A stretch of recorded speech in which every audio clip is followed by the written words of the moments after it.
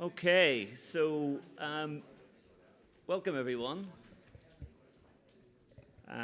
It's good to see that some people are occupying the front row. It makes a difference from being in a university when students avoid the front row, so that's good.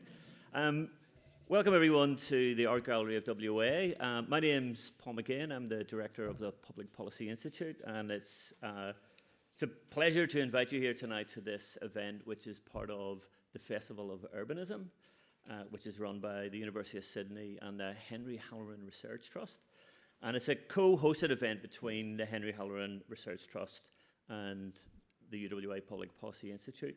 So to start proceedings off, I would like to just do an acknowledgement of country, as is customary at UWA. So effectively, although we're on Agua ground, I'm technically on UWA ground as a representative of the university. So I'd like to pay my respects to the Whadjuk Noongar Boodja Nation, the original lands of UWA and Agua, and sit on those lands, and I want to pay my respects to elders past, present, and leaders past, present, and emerging. So tonight's event, we've got a wonderful panel, with many of you who are from Perth will know. We've also got a wonderful visitor who's come over from Tasmania as well. We'll get to that in a second. But before we kind of go into the formal proceedings, I'd like to invite Professor Nicole Gurin from the University of Sydney just to give a little bit of an overview about the Festival of Urbanism. So, Nicole, over to you. Thanks very much, Paul. And I too acknowledge that we're here on Whadjuk Noongar country, and I pay my respects to elders past, present, and emerging. As Paul said, I'm Nicole Gurin. I'm a Professor of Urban and Regional Planning from the University of Sydney, and I direct the Henry Halloran Research Trust there, which is a cross-university research centre that's dedicated to solving issues facing cities and regions in conversation with government, industry, and the wider community. And one of the ways that we do that is through our program of public events, which are not about ivory tower academics speaking to themselves. They're not about government in closed doors talking to their experts. They're actually about places like tonight, where we've got a cross-sector of people from academia, from media, from government, and from industry here together with, the wider public, to talk about issues that are really meaningful locally, and of course tonight's agenda about the future of CBDs and the role of retail, which I think since time immemorial has been foundational actually to civic life, really, alongside the other things that are really critical in the centre of cities, like incredible cultural institutions such as the building, the campus that we're on today, as well as, of course, the civic institutions around Parliament and government.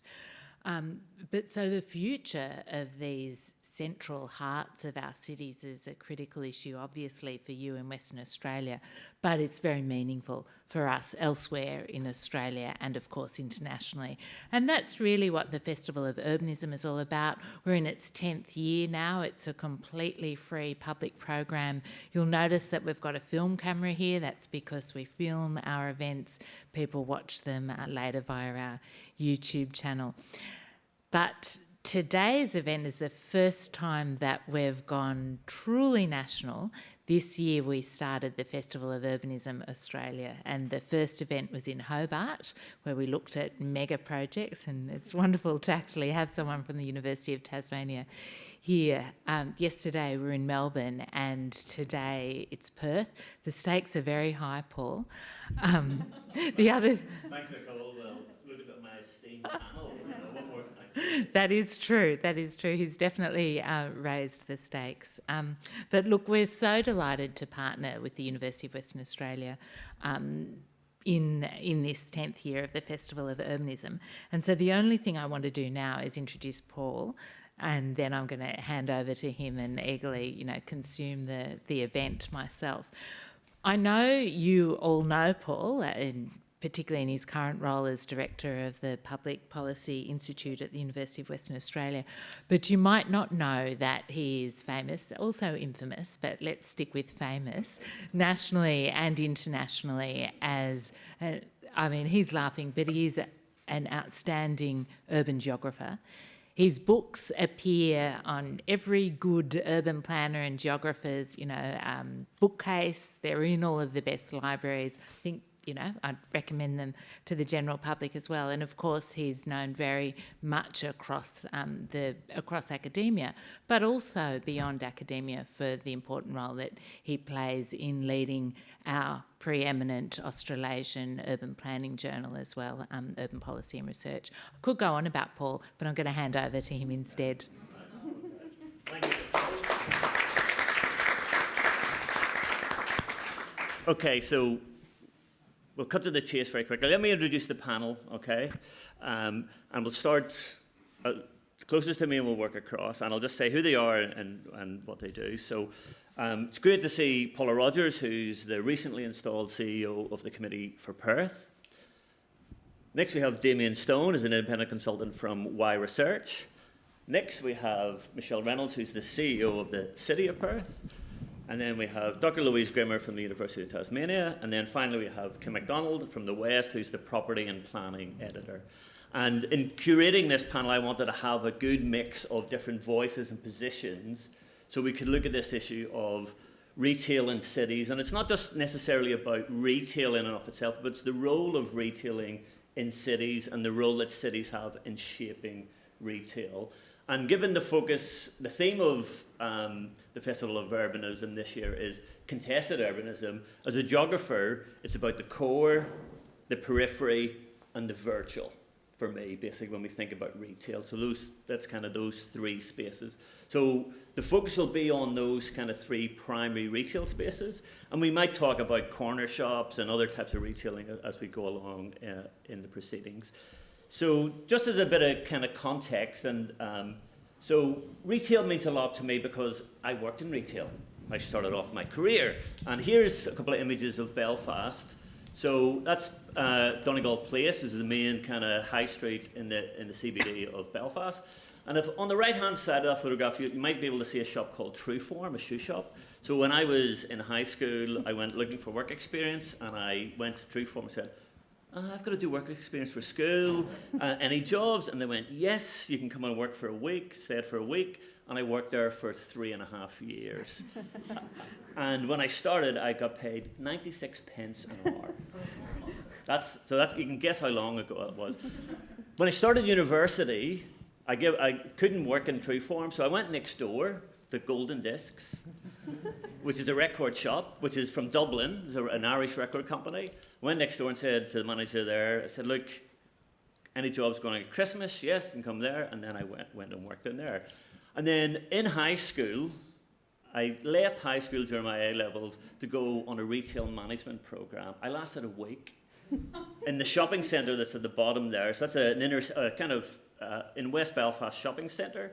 So CBD shopping centres kind of run through my veins in a way. And in terms of thinking more about Belfast, so the top image there, for anybody that's familiar with Belfast, there was the Ring of Steel. So in order to get into the CBD, you had to go through these security gates in the 1970s, 1980s. And I picked this up because it relates in some ways to some of the research I did during the pandemic about how there was a securitization of CBDs and retailing spaces. And I just thought there was a nice kind of thread to this in a way.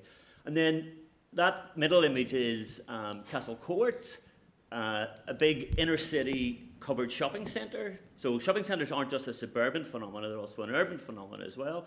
And then at the bottom there is a suburban shopping centre, Sprucefield, which was built in 1989. And when this landed in Belfast, it caused mayhem. Absolute. The world was going to end, basically, you know. And just on that issue of kind of looking at CBDs, I've done a bit of work on this and some articles in a conversation. And also during the period of the pandemic, I did what I called public scholarship, where I was using Twitter and using data from Google to kind of analyze what was happening with trends and visitors to retail spaces at different geographies. And this is how I got to know Louise and Damien and others. And I was using it to kind of provoke questions and thoughts in a way. And I did some work with a colleague in London and looking at the hollowing out of the CBD during the pandemic. And here is my kind of guilty retail pleasures, okay? So boots online, and I'm wearing them. I'm wearing another pair. These are one pair of boots, belt buckles, which are another kind of guilty pleasure of mine, and then sex shops, which, when you look in the planning code, sex shops are the only shop that's not defined as a shop, because they're a restricted premise. So they're not actually seen as a shop, despite it having shop in its title when we talk about them. And I do a lot of research in this because I'm interested in the geography and the regulations around those spaces. So, on that issue of guilty pleasures, my first question, this is to warm the panel up, is what's your guilty pleasure when it comes to retail? And within that, I'm also thinking about this type of retail space that might be your guilty pleasure as well. So who would like to go first? Or do I have to be like a professor and kind of point and say, you go next? Paula. Sadly, I can't trump you on the sex shop, but for me, I love a chemist shop. I love chemist shopping. And then the other thing, I suppose, particularly living here and talking about Perth, I love shopping in Dublin. Because when I go back, I know, it reminds me of my, growing up in Dublin. And I also know that everything I buy is unlikely to be walking down St. George's Terrace towards me. Yes. Okay. Damien? Well, look, mine's a lot more PG than yours, Paul. My interaction with those type of stores when I do my field research and I walk past them with a clipboard and the looks that people give you coming out of them when you're standing in front with a clipboard, it's some interesting looks. Yes, yeah. Look, mine are much more pedestrian. Like my guilty pleasure is books. I have more than 100 that I haven't read yet that's sitting behind me on different things, and that's for your Amazon ones or the second-hand book sales at UWA every year. And then I would also be accused of being guilty of supporting Under Armour athletic gear too much. Okay. That's kibosh put on that for now. So just to kind of intervene quickly, so the books is an interesting one as an academic, so it's also a kind of obviously a guilty pleasure for academics, and where you buy books, and the role of Amazon, and I'm just dropping that in because of the significance of that online retailing has had in terms of purchasing academic books. But also, and I should throw a fourth guilty pleasure in there, is vinyl for me, so which I buy online generally. So, Michelle.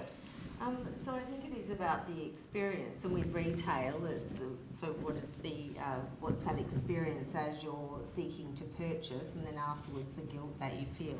So my most joyous time is Christmas, and there is something about fairy lights and anything sparkly. And I noticed the other day in David Jones, they have got their Christmas stuff out already. Yeah, the shop. So I think there's something that inspires such joy that even the retailers themselves are bringing Christmas forward. Louise. My guilty pleasure is coats. I'm from Tasmania, okay? I have so many coats, and I think I might probably buy one a week. My husband's here, and every time I bring one home, he said, "But Louise, where are you going to put it?" And I'm like, "I don't care. I've got every colour, every style, duffel coats, overcoats, trench coats. I bought this coat especially for tonight. I bought 2 of them from 2 different stores in case they didn't turn up in time. And then when I got here, the second one turned up at home, and then this one went on sale, half price." But I'd already cut the tags off. And I guess the space that I really like shopping in, although it's not what it used to be. I grew up in Adelaide, and the David Jones in Adelaide Mall was the most magical place you could go as a young girl in the 70s. They had a man in a tuxedo playing a grand piano every afternoon, and it was magical, and it didn't matter who you were. You can go into a department store and you don't have to buy anything, and you can look around. And I think when I go into David Jones stores around the country now, we don't have it in Tasmania, it's not at all what it used to be. But the heyday of department store shopping, I think, is what got me my love of retail. And Liberty in London's probably my favourite store. Yeah. And finally, Kim. I love moisturisers for my skin and serums, and I would just try anything. So one of the last things I bought was a moisturiser with snail slime in it, which apparently is very good for your skin. So yeah, I usually wake up in the middle of the night and get my phone out and do my research, and wake up in the morning and think, oh, what have I done now? So bookend nicely there, but I suppose moisturisers are quite common in pharmacies and stuff, so a kind of nice closing of the circle. Priceline's one of my favourite shops to go to as well. I need it for this vanity project that's on my head, so I'm always looking for good blonde shampoos. To a more serious question, and this we're going to cut to the big question here. What role or function does retail and retailing play in helping shape a city's identity and brand from your perspective? So again, I'll leave it to you to decide who would like to answer first. Maybe Michelle? Sure, that Yep. would be me then, because I'm the I suppose the city, retail in the city is actually different to a suburban shopping centre. So the vast majority of people that are in the city are either visitors, so they're travelling, they're coming to the city as a pointed destination before they embark wherever else they are going, or workforce.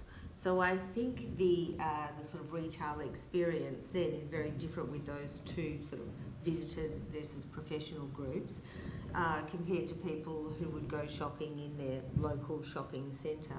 I think also from a retail perspective we have two drivers, the daytime economy and the nighttime economy, and so you really are using sort of different levers there. I think from a city perspective, and we're seeing figures really that are equal or even better than pre-COVID, that we're really seeing a growth in the food and beverage offering, and actually we recently launched a program over the month of August which was Plateful Perth, and I would have sworn West Australians don't come out in the dark, but the success of just that program alone. So I think having so many offerings in a sort of a smaller space means people can have many different experiences. So and I have to be careful not to criticise anything about local shopping centres. They're amazing. Well, look, we're at an academic event, and I'm a big believer in academic freedom and frank and fearlessness, so let's have more of that. Damien, I'm just going to turn to you, because you pound the streets in part of your research, and you pound the shopping malls and all over basically both Perth and regional WA. So from your perspective as that kind of, if I can call you a street researcher in a way, what's the kind of the role and function of retailing from your mind's eye? I think, like Michelle said, that the role of the CBD here is quite different to any other market that we have in WA. Like I went to Fremantle this morning, and you can tell, even though that it has a university, it has a hospital, it has a tourism market, there's something lacking. And because it doesn't have the workforce and it doesn't have the resident base that we have. So retail in general, in terms of defining a city, for most things it skews food and beverage, because food and beverage would account for nearly half of all retail spaces that we have across CBDs, main streets, or even shopping centres. And if it's not that, then it's fashion. Yeah. And those are the things that are kind of being eroded post-COVID by the increased adoption of online. So I think the marketing really is then as defining what specific market you're trying to capture. And so I did this project for a local government in the last 6 months, and what was interesting was, anyone here been to Coventry Markets in Morley? Mm-hmm. Look, and what was really struck me about that was it caters to its community in a way that most other retail in Perth doesn't. Now, did I need to get a haircut especially by South Sudanese barber? No, and I couldn't get one anyway because he was booked out for 6 weeks, he said. Wow. Because there was that much demand, because there wasn't anywhere else in Perth that you could go to get that service. So there's places that really define and are succeeding are places that have a clear market and service their local communities. And the ones that grow beyond that are things that are so special across Perth. And when I say that, I think everyone here can kind of think of their little secret place that, you know, the good supermarket or the good chemist, I don't know if it's Priceline or Chemist Warehouse, but whatever it is, there's those secret things that draw people from beyond their immediate catchment, and those are the ones that succeed. The issue is how scalable are those to have. Could we have 10 Bunbury farmers markets across Perth? Would it lose what it is being in that one place down in Bunbury? Louise, I know you do research in this space as well. Yes. So, and you're from Hobart, so maybe you can give us a little bit of an alternative view from I'm a across the way. retail researcher, and my passion is small independent stores and the places where small independent stores cluster. So that is cities, small cities. It can be suburban shopping centres as well.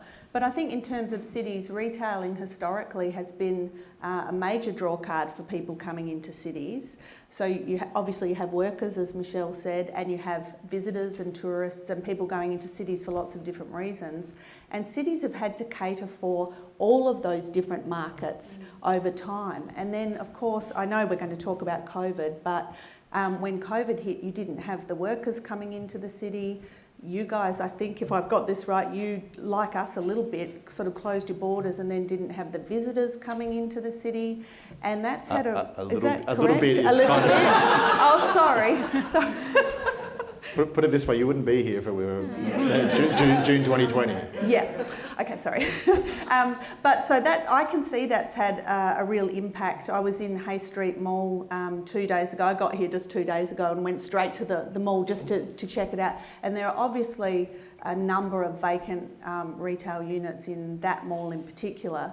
But I believe in a great retail mix in any retail area. So we do need big stores, we need anchor stores, we need department stores, but we also need opportunities for smaller independently owned stores, because in my opinion that's what gives an area its character, it's what makes people want to visit an area. You don't want to go to a shopping area where it's just national chains and everything's the same.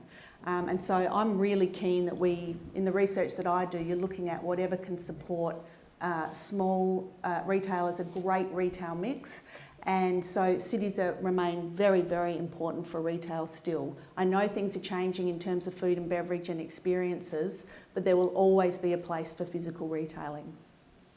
Kim, the view from the west, and I don't mean geographically, I mean from the media perspective. Yeah. What's the role of retailing in city brand and city identity?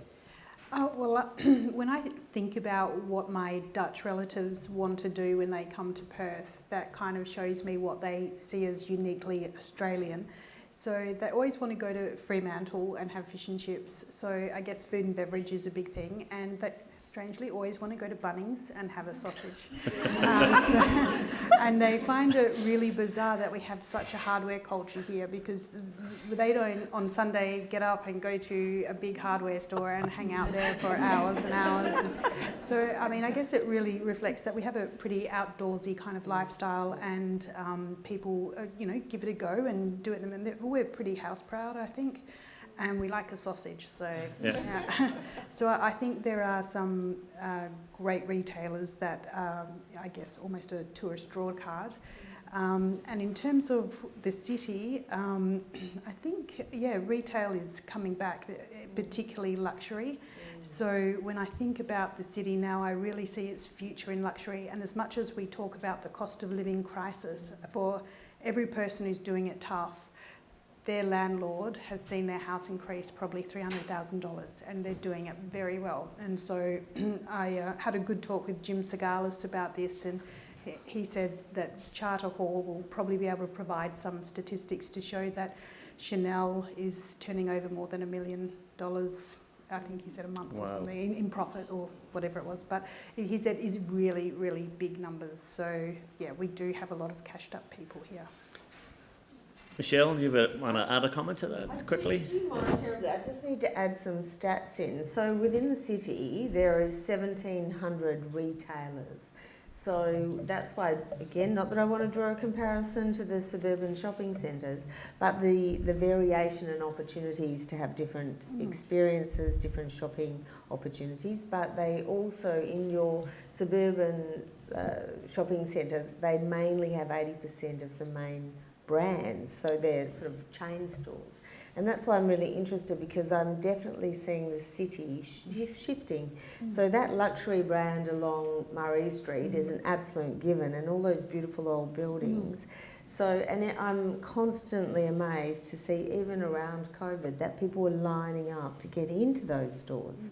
So that shifting, the city is ever evolving. So you talk about one of the major sort of property people around the city, and he would actually say that even in the Hay Street Mall, coming back to your point about vacancies, that he's about to have 7 new businesses come in there. So that's great. it's always shifting, which is really, I think, positive. Just picking up on a point that you said there, Kim, about I suppose the socialisation that we kind of see in places like Bunnings. And I'm just thinking about retail spaces. They're not just simply about their spaces of consumption. You know, I think they're also spaces of socialisation. And so I'm just wondering what your quick thoughts are on this. And Paula, maybe I'll just turn to you just to kind of open that one up a bit. Well, I suppose when I was growing up, everybody used to go into town. And if you lived in Dublin, or if you lived in Wexford or Cork, everybody just went into town and walked up and down the main street, shopping, not shopping, talking. Peacocking, I would call it. And I think going back to the luxury brand, you know, it's fantastic now to see that kind of precinct really near the station. So in Perth, people are coming up from the train station, and you know, there is all the kind of luxury brands kind of waiting to greet you, whereas before in Perth you would need to know where they were.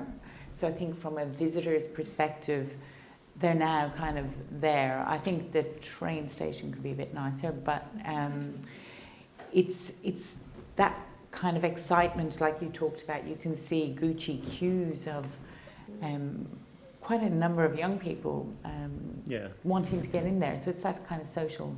It's interesting, I think, because obviously CBD shopping centre is more kind of proper public space in a way, whereas shopping centres are quasi-public, quasi-private. So there's a lot of control, I think, more control in a shopping centre environment. So socialisation, I think, can often be a little bit more challenging in some senses. So Damien, I see your hand I think raised. what was really interesting today was it's Are You OK Day? Yeah. And I was reading about an example in South Australia where this centre has had If You Want to Talk. And there's some spaces that are manned by the council or social workers. So one of the things that struck me still, I remember it was 2020 and I was visiting the top 80 shopping centres, and I was going through Mandurah Forum, and there's this old guy standing in the middle of the mall drinking warm milk, not like jug milk, like box milk. I don't know if it was an oat milk or an almond milk or whatever the thing, but he's standing there. I was like, and I said, mate, are you okay?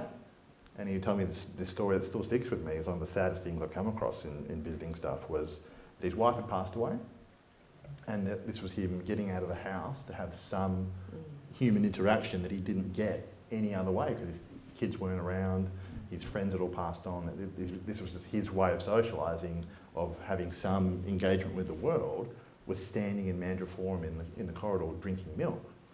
Now, like, there are examples everywhere of either people sleeping rough at shopping centres, you know, the inequality that we have in WA that probably we don't see in some other states because of luxury brands at one end and your Claremont Quarters, and then if you go out to Armidale or a Midland or that southern corridor, you know, it is struck. But what equally is evolving then is how these centres become truly community focused. Yeah. So having medical facilities there, having childcare spaces there, having that civic use. Most of the major shopping centres have a civic use now, and equally what we're seeing across most of the country and slowly in WA is an increase in the primary catchment. So there are people that, they're truly, even the bigger centres are a local centre because they just walk down from above or across the thing there.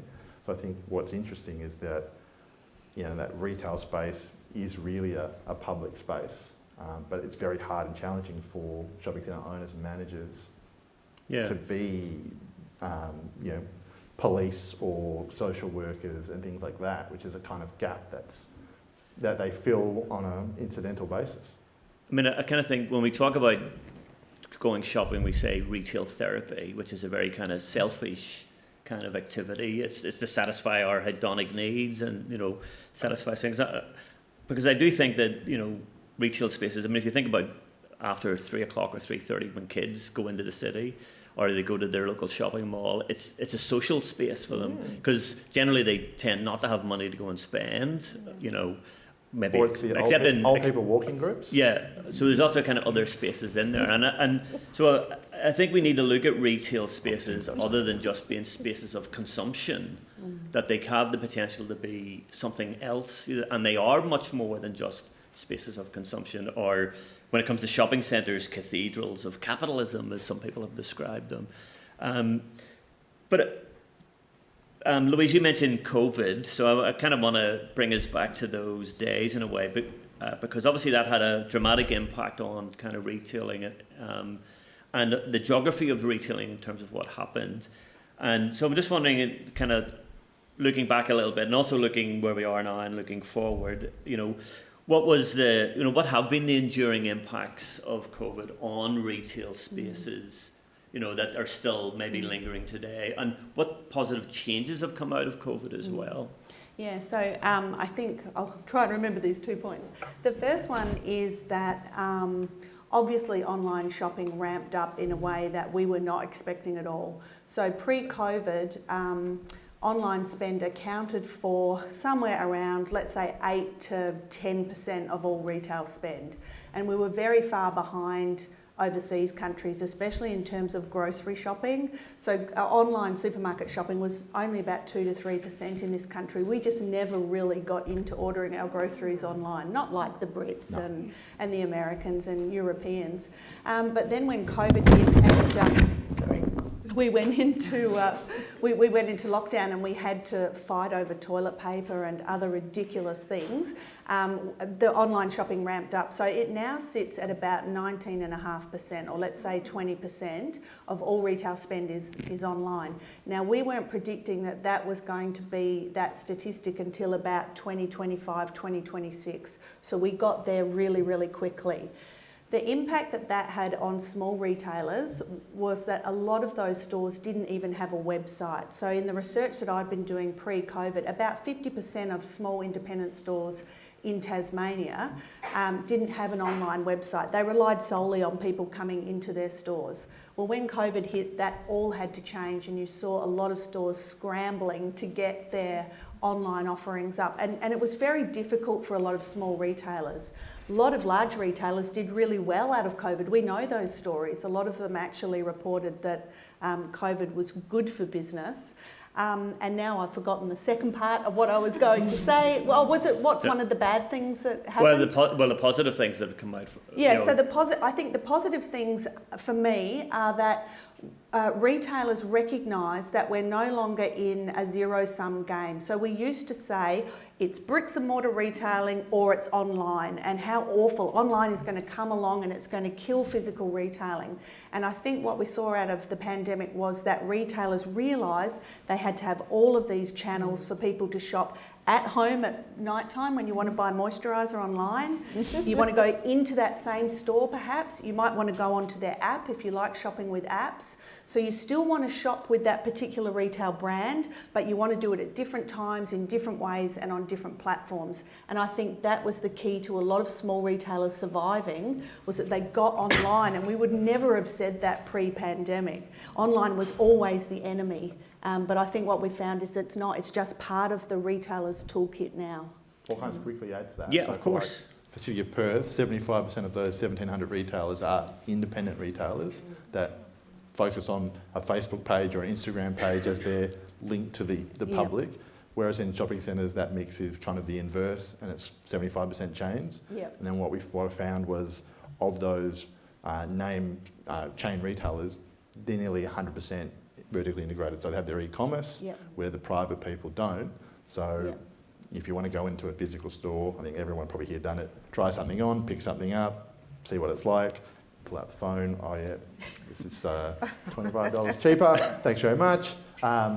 that's one of the big things and challenges is that so many independent retailers are reliant on foot traffic. Yes, yeah. But what we saw, and I don't know what it was like in Perth, but we did see a lot of our small retailers really ramped up their communication via social media with their customers. That was the other thing I was going to say. We had this discovery of local shopping. So, you know, when I think we had a very short lockdown period in Tasmania, 6 weeks I think it was, of pure hell, of trying to work full time and do homeschooling. I'll never forget it.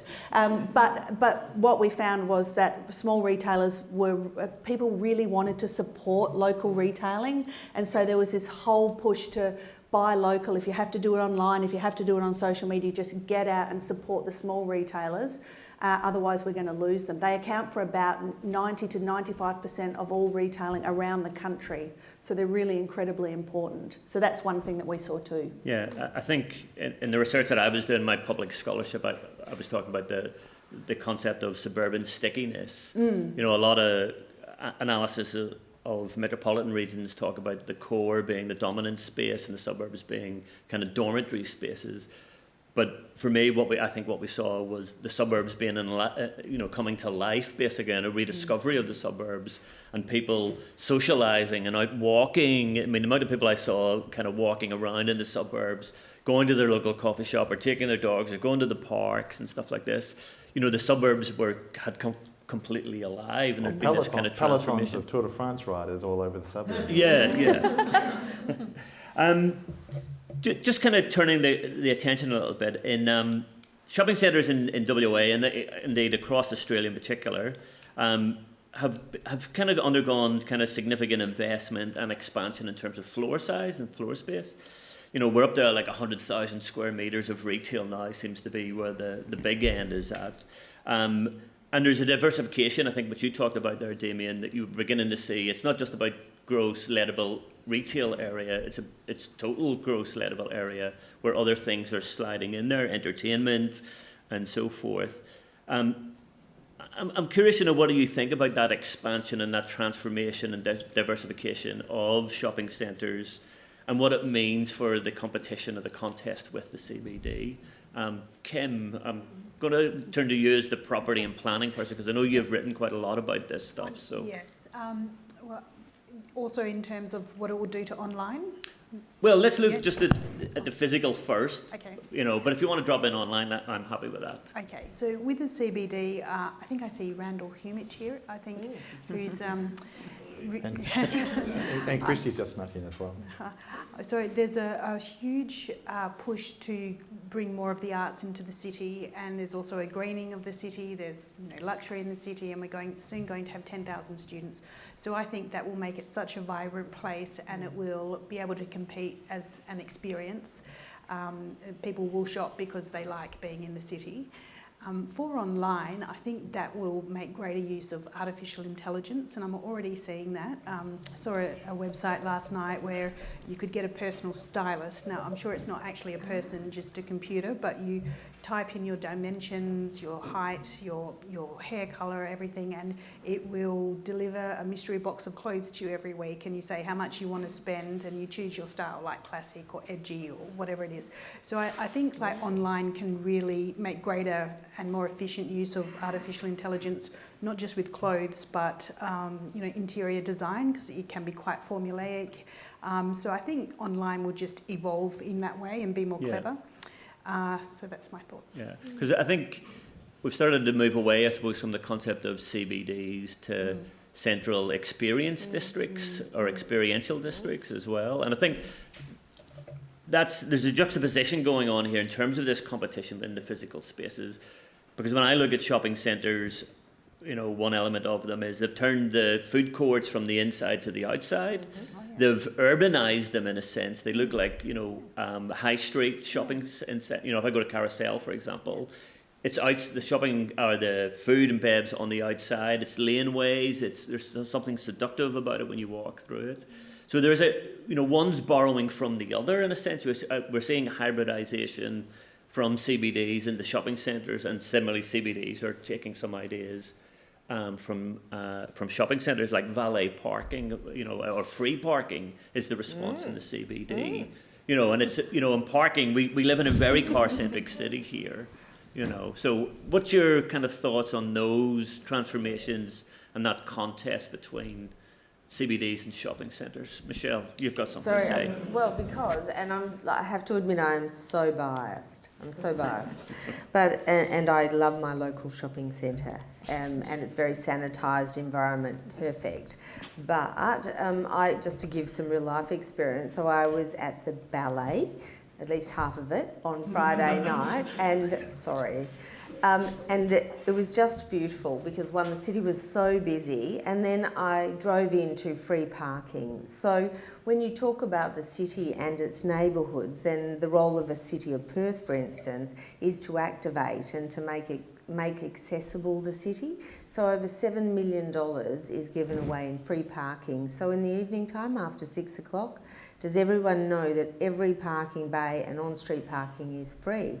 And it just struck me that actually all of the cultural institutions, so WASO, the ballet, you know, all of these most amazing, I suppose, iconic buildings, and then what happens in them is actually making them accessible at night time to people, I think is an absolute delight.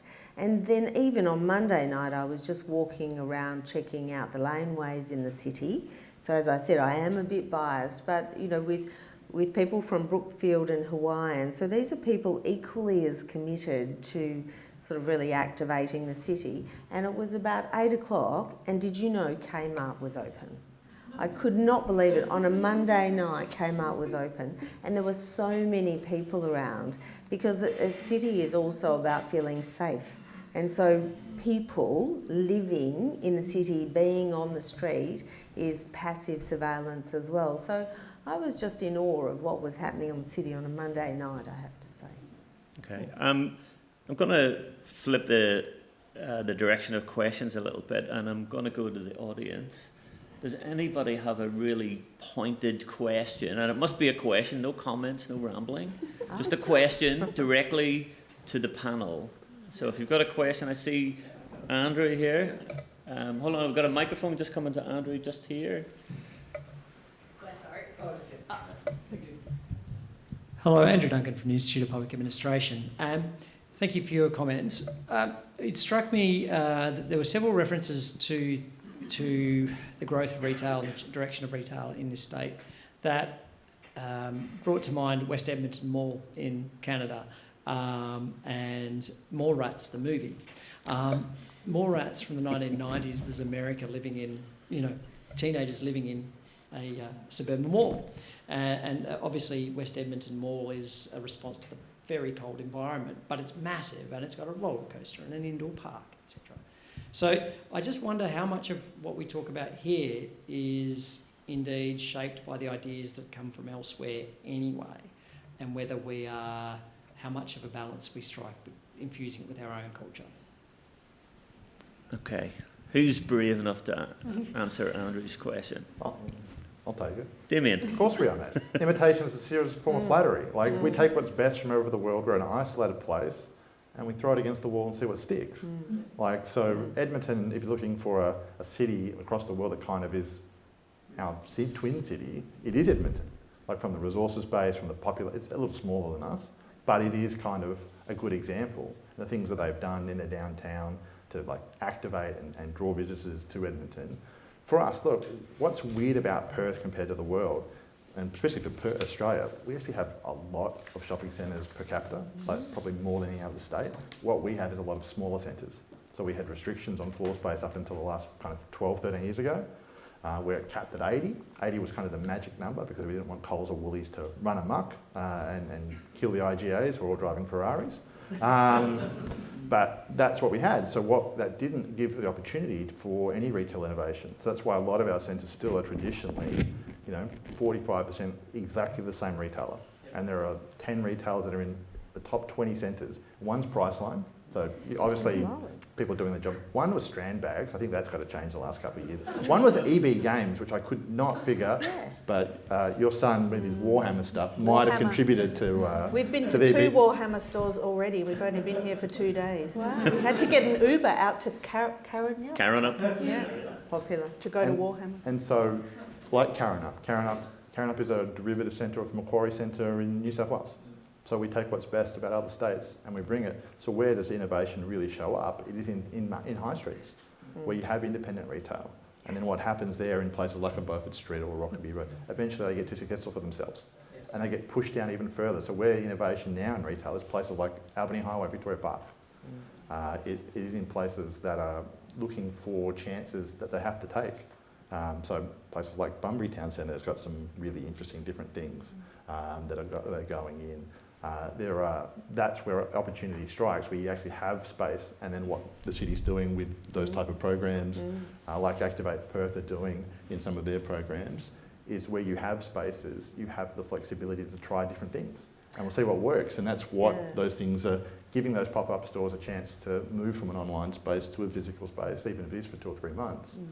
What hasn't happened though is we haven't struck gold in terms of how many have taken their own tenancies at a large number. Like it's been probably a smaller proportion than we would have thought 5 years ago.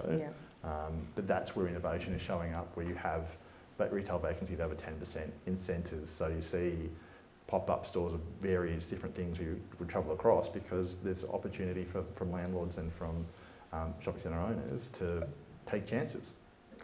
But I must admit, I do find the constant comparison with other cities sometimes, and maybe again being very parochial, and I was recently in one of those cities, which is magnificent, but what struck me is there's nowhere where people can go and be in nature and just not pay for a coffee. And yet we have 24 parks around, so there are places you can just go and be. And I think when you compare to other countries or other states, that's our uniqueness, and that's what should be celebrated. And I was recently talking to the Italian Consular General, who's going back to Italy, and what he will miss the most, having now spent 5 years in Western Australia, is the outdoors and our inclination to be outdoors and to play lots of sport, and there to be space for sport too, because again, we're a very young city. So we have all of the opportunity to grow up to be a great grown-up city. And so for all of us who have any role in that, that's a big responsibility.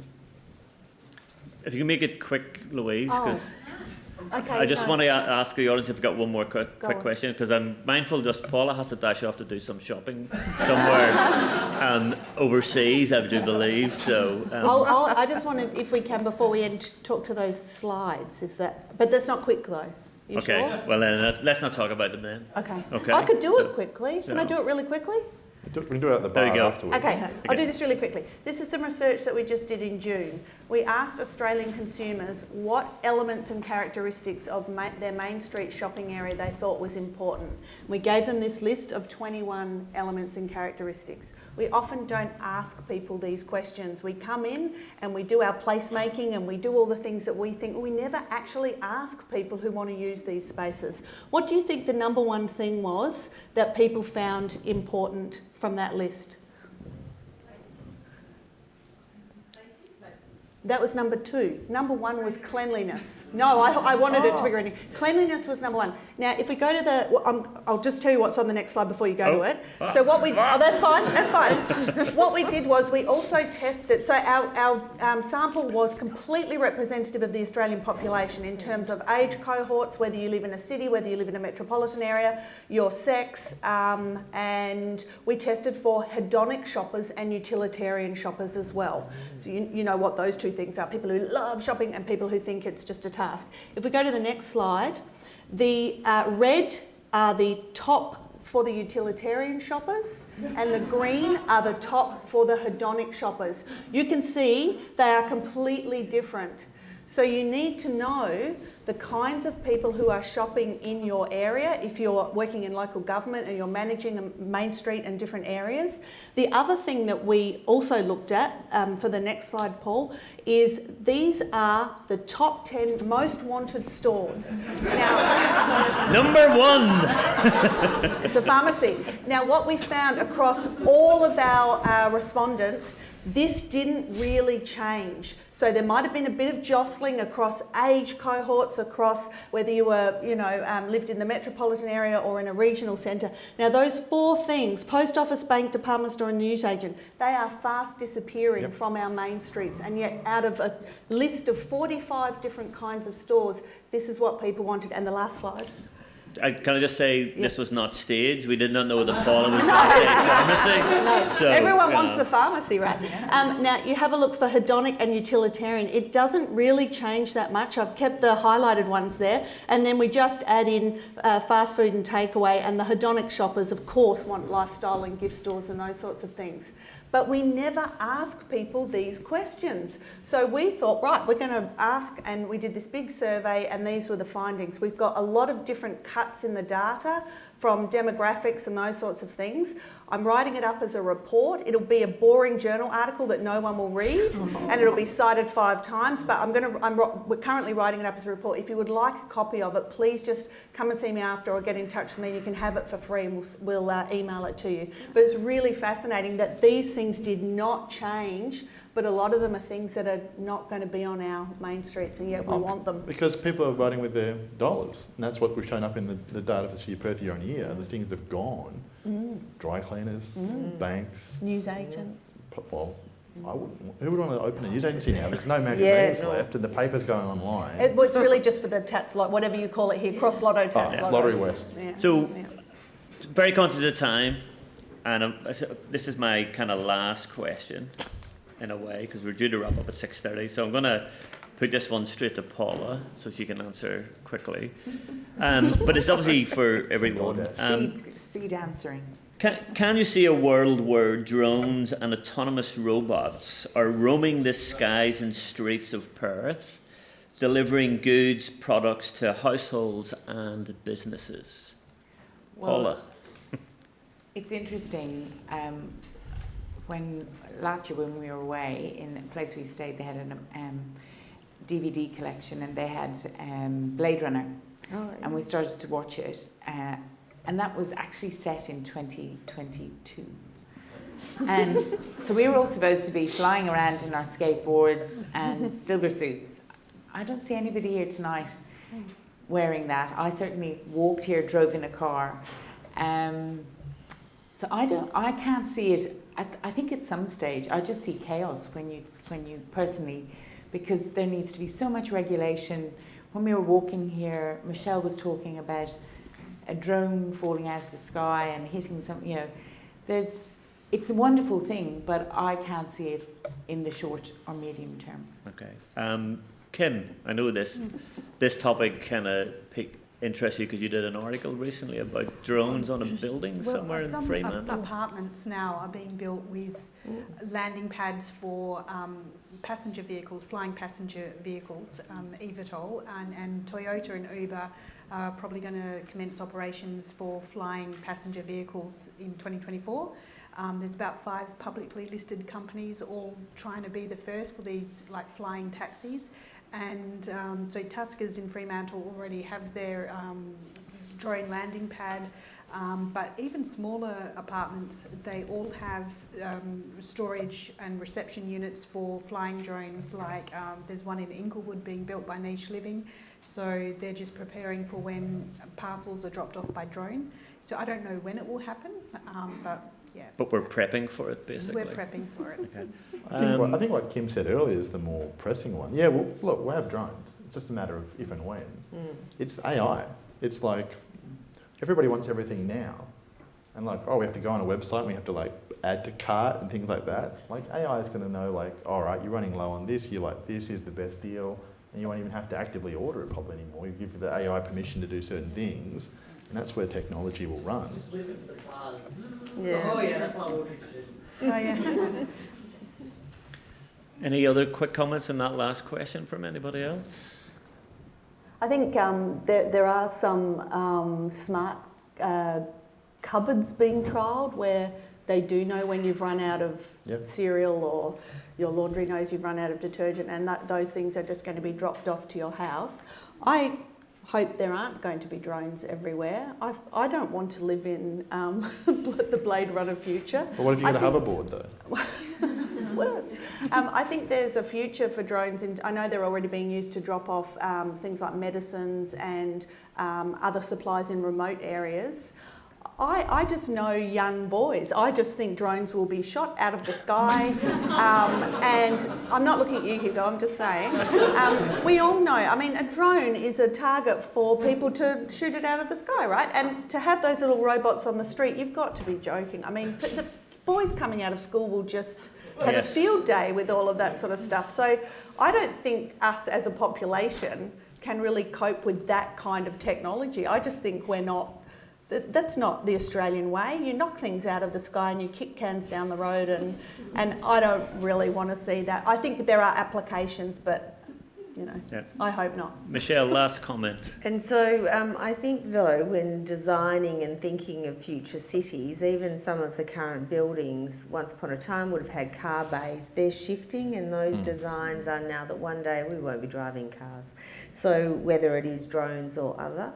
So it's really preparing ourselves for this new future. And I close my statements by saying, I always thought no one would go to an ATM. I thought they were, oh my gosh, what is this? No one's ever going to trust getting their money out of an ATM. Now, for love nor money, you can't get into a bank, and actually they're closing all the ATMs and everyone's going online. So being able to predict the future and to truly know what's ahead is... I'm kind of minded of what IBM said about the personal computer, and we've had lots of these moments, where we're trying to predict the future, and the great and the good, and the industrialists kind of say, oh, that'll never take off. And then along comes when I was in Belfast, the ZX Spectrum, which had 16 kilobytes of memory. It was really powerful computer, and then it was the Commodore 64, so exponential growth. And now, of course, we carry little memory sticks around with us, which are up to 164 gigabytes, and we've got the cloud and so forth. So ultimately we won't know. And we don't know. And I think that really is the devil in the retail about what we're looking at. So, did you like that? Did you like that? So there we go. Okay. So that's my closing comment. So just have some quick thanks. So first of all, thanks to the Art Gallery of WA for letting us come and use their space tonight. I feel like at home, because my lecture theatre at UWA looks very like this. So home from home. I want to thank the Henry Halloran Trust and Professor Nicole Gurin for letting us put this event in under the Festival of Urbanism for this year, and it's great that Perth gets to be a part of this national event this year, so thank you very much, Nicole. I want to thank the panellists, of course, as well, for their insights and for coming out this evening. I want to thank the audience for coming out tonight as well, and for your time and for listening in. And you can reach out to Louise in particular, and you can have a chat with us all in about 5 minutes, because we have a social mixer over in the Pika Bar, so please do come along and join us. We've got some food and drinks on, and we've got a space for us all. So come along, have a chat, and let's talk about kind of cities and other things. So thank you very much, everybody, and thank you, panel. Thank you.